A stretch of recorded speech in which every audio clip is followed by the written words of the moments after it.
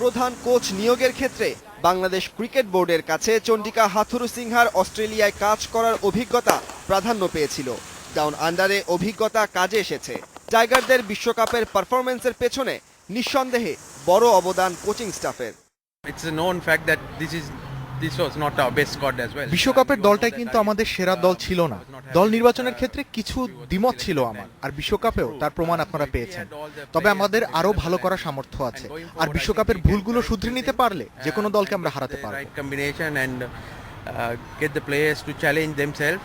মাহমুদুল্লাহর batting অর্ডারে promotion হাথুরুসিংহার পরিবর্তনগুলোর মধ্যে যেটা সবচেয়ে কার্যকরী হয়েছে।